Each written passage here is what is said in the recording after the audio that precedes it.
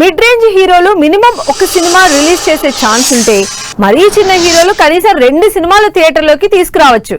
కానీ ఈ చిన్న హీరోలు అది కూడా చేయలేకపోయారు. అసలు వీళ్ళు సంవత్సరం నుంచి అడ్రస్ కూడా లేరు.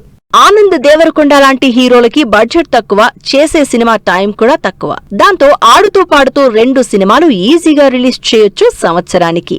కానీ ఈ హీరోలు కూడా సంవత్సరానికో సినిమా రిలీజ్ చేయడానికి కష్టపడుతున్నారు. బేబీ లాంటి సినిమాతో బ్లాక్ బస్టర్ అందుకున్న ఆనంద్ దేవరకొండ ఆ తర్వాత last year Gam Gam Ganesha release చేశారు. మరి ఈ సంవత్సరం ఏం సినిమా రిలీజ్ చేస్తారో అని వెయిట్ చేస్తున్న ఆడియన్స్ ని మాత్రం డిసప్పాయింట్ చేస్తూ ఒక్క సినిమా కూడా విడుదల చేయలేదు. చేసింది 4-5 సినిమాలే అయినా ఆడియన్స్ కి బాగా దగ్గరైన నవీన్ పొలిశెట్టి లాస్ట్ ఇయర్ అనుష్కతో miss Shetty mister Polishetty movie చేసి పర్వాలేదు అనిపించుకున్నారు. ఇక ఈ సంవత్సరం కూడా ఏదో ఒక ఇంట్రెస్టింగ్ సినిమా రిలీజ్ చేస్తాడని వెయిట్ చేశారు. అంతేకాదు అనగనగా ఒక రాజు సినిమాని రిలీజ్ ప్లాన్ చేస్తున్నట్టు కూడా చెప్పారు. కానీ రిలీజ్ డేట్స్ క్లాష్ తో సినిమాని పోస్ట్ పోన్ చేశారు. దాంతో ఈ సంవత్సరం నవీన్ ది ఒక్క సినిమా కూడా రిలీజ్ కాలేదు. వరుసగా ఫ్లాప్లున్న సినిమాలు మాత్రం రిలీజ్ చేస్తూనే ఉన్నారు నాగశౌర్య.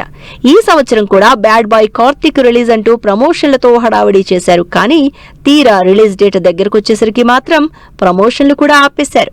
అలా ఈ సంవత్సరం నాగశౌర్య కూడా ఆడియన్స్ ముందుకు రాలేదు. ఎంట్రీ ఇవ్వడమే 100 కోట్ల సక్సెస్ తో టాలీవుడ్ లోకి గ్రాండ్ వెల్కమ్ తో ఎంట్రీ ఇచ్చాడు వైష్ణవ్ తేజ్. ఆ తర్వాత వరుసగా 2-3 సినిమాలు చేసి మంచి క్రేజ్ సంపాదించుకున్నాడు.